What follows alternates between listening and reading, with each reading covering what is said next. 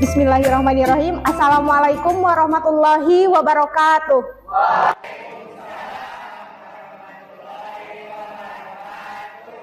Selamat pagi semua. Pagi. Apa kabarnya hari ini? Alhamdulillah.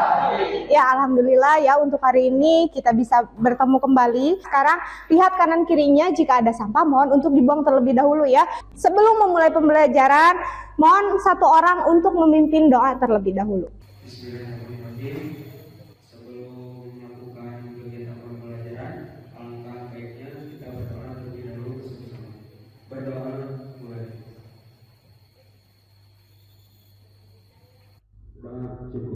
Ya, terima kasih Indra ya telah memimpin doa. Untuk hari ini apakah hadir semua atau tidak?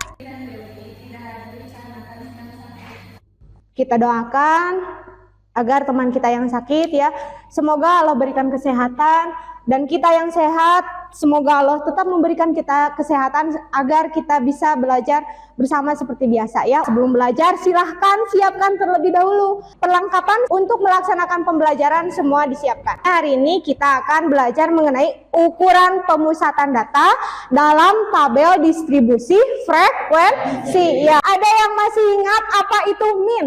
Sigit, silahkan. Apa Git? Min adalah nilai rata-rata. Nilai rata-rata. Kemudian yang kedua, median. Median itu apa? Apa Sri? Median adalah membuat satu data. Kemudian yang terakhir mengenai modus. Modus itu apa? Modus adalah nilai yang muncul. Agar kalian lebih semangat, coba perhatikan ya tayangan video di depan. Sebagian besar dari kalian semua pasti pernah atau bahkan sering kali bertanya-tanya, ngapain sih kita harus belajar matematika? Belajar matematika itu bukan buat dipakai beli cendol, terus bilang ke mamangnya, "Mang, beli cendol ya sebanyak X, di mana X itu adalah hasil dari 3X tambah 5 sama dengan 2X tambah 7. Dijamin mamangnya bakalan langsung pergi dan gak mau pusing layanin kamu. Dengan belajar matematika, otak kita secara tidak langsung sedang diasah untuk bisa berpikir kritis, sistematis, dan logis. Itu hanya sebagian kecil manfaat dan makna dalam belajar matematika. So, jangan mudah putus asa dalam belajar matematika. Jadilah siswa yang tangguh pantang mengeluh saat mengerjakan soal matematika. Semoga bermanfaat dan mari kita mulai bersahabat dengan matematika. Perhatikan, kita itu akan belajar menggunakan model project based learning ya, di mana nantinya anak-anak ibu semua akan mengerjakan sebuah proyek yang berkaitan dengan min, median, dan modus suatu data. Tujuannya dari pembelajaran hari ini yaitu peserta didik dapat menentukan dan menganalisis ukuran pemusatan dan penyebaran data yang disajikan dalam bentuk tabel distribusi frekuensi dan histogram ya. Adapun untuk indikator pencapaian kompetensi adalah menentukan ukuran pemusatan data yang disajikan dalam tabel distribusi frekuensi, dan yang terakhir adalah harus bisa menyelesaikan masalah yang berkaitan dengan penyajian data hasil pengukuran dalam tabel distribusi frekuensi. Bagaimana? Siap? Siap, harus siap ya. Kemudian untuk penilaian dalam pembelajaran hari ini ada 3 aspek yang ibu nilai dari kalian. Yang pertama dari sikap kalian, yang kedua pengetahuan, dan yang ketiga adalah keterampilan. Di sini disajikan ada berapa orang anak? 5. Nah, berapa nih rata-rata dari kelima anak di sini? 6. Berapa mediannya satu orang? Siapa? Dani, berapa mediannya nih? 6. Sip, tepuk tangan untuk kita semua. Ya. Sekarang coba bagaimana cara untuk menentukan min, median, dan modus dari data yang disajikan di dalam tabel? Apakah semuanya sudah bisa seperti yang tadi, yang pertama atau belum? Belum. Nah, supaya hari ini kita bisa menentukan min, median, dan modus dari data yang disajikan dalam tabel distribusi frekuensi berkelompok. Nah, sekarang silahkan anak-anak ibu semua duduk berkelompok ya, sesuai dengan kelompok yang telah kita buat pada pertemuan sebelumnya. Sekarang isi terlebih dahulu identitasnya.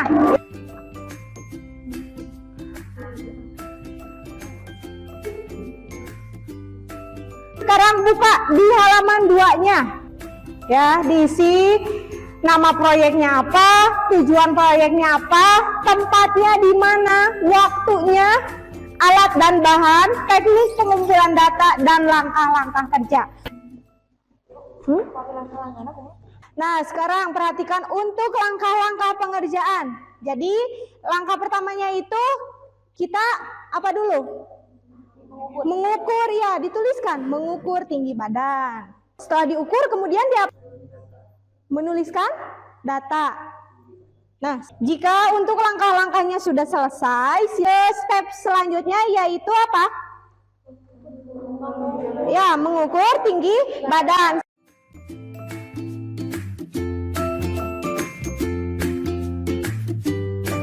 Ya, nanti kalian boleh ambil gambar teman kalian yang sedang diukur tinggi badan. Andi, silakan di. Mundur.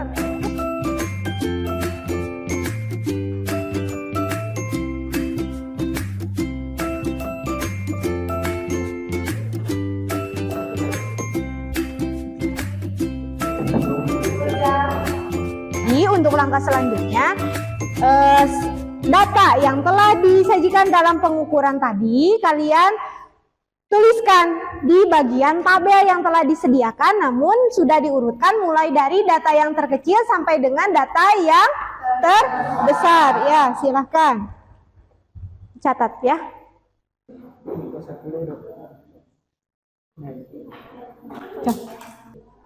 Jika sudah dituliskan, nah silahkan kalian sekarang mulai mengerjakan proyeknya ya. Ibu beri waktu untuk mengerjakan proyeknya 45 menit ya. Jadi dalam waktu 45 menit tersebut kalian harus menyelesaikan laporan proyeknya yang ada di bahan ajarnya, kemudian harus menyelesaikan atau membuat laporan proyek di video, disajikan dalam video hidup, bisa membuat slide tayangan di Canva. 175 dikurangi, iya jadi, ya sip. Kemudian banyaknya data berapa? Jumlah datanya? 26, sok tuliskan. N-nya 26. Berarti Stargaze. Ya, 1 tambah 3,3 log N-nya tadi berapa? 20. Ya, sok. Berarti substitusi N-nya. Bagaimana, ada yang ditanyakan atau tidak? Untuk menghitung XI. Untuk menghitung XI-nya seperti apa? Untuk pembuatan videonya sudah sampai mana? Coba lihat Sri. Nah, slide yang pertamanya statistika. Oh, boleh. Ya, kemudian yang ketiganya nama proyeknya. Ya, silahkan lanjutkan. Ya. Nah, coba yang lain. Mana nih?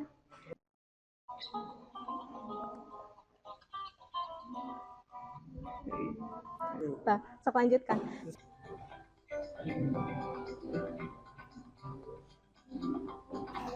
Tuh, lanjutkan ya.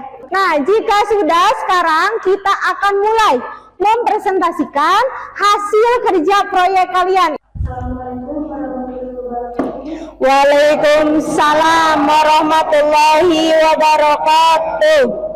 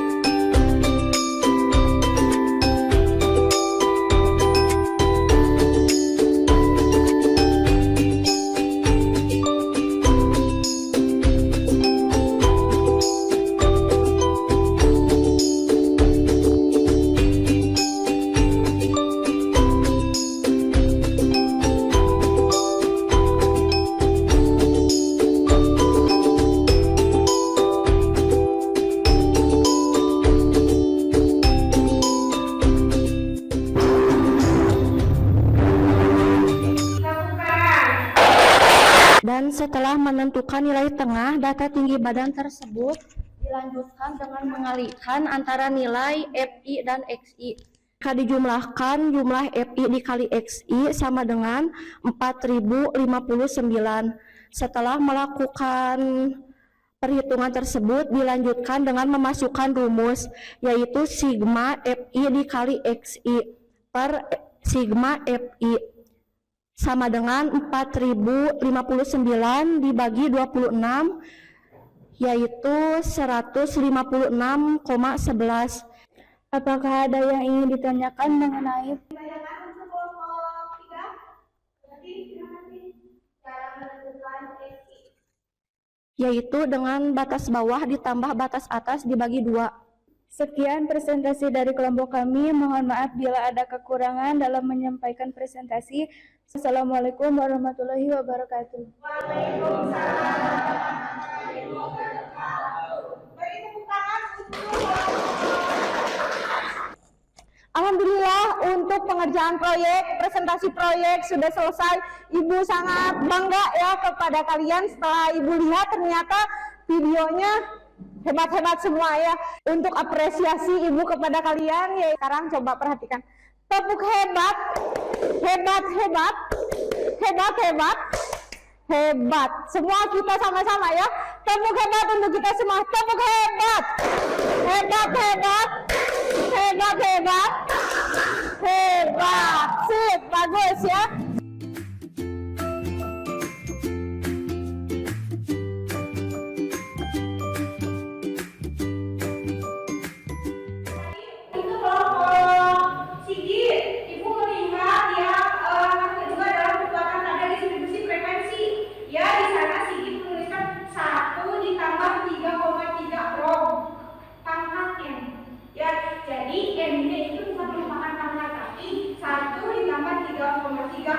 Di bawah ini ya, untuk kedepannya kalian perbaiki.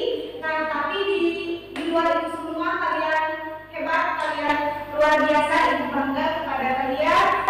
Apa yang dapat kita simpulkan? Yang pertama mengenai langkah pengerjaan pembuatan tabel distribusi frekuensi. Kelompok mana yang ingin membuat kesimpulan? Langkah menyajikan data ke dalam tabel distribusi frekuensi adalah 1. Menentukan jangkauan, 2. Menentukan banyak kelas, 3. Menentukan panjang kelas. Ya, kemudian Min adalah nilai rata-rata dan banyaknya data. Median adalah nilai yang terletak di tengah-tengah setelah data diurutkan. Modus adalah nilai yang sering muncul.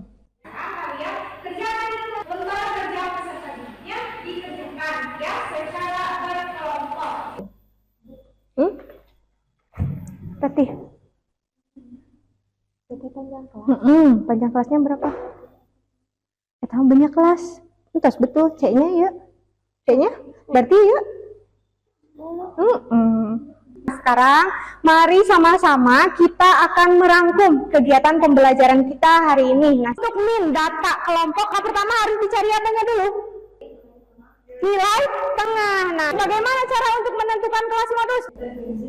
Ya, sip. Jadi, untuk menentukan kelas modus, cari kelas dengan frekuensi yang terbesar. Kemudian tentukan tepi bawahnya D1 dan D2. Alhamdulillah, kegiatan kita hari ini sudah berjalan, sudah selesai ya.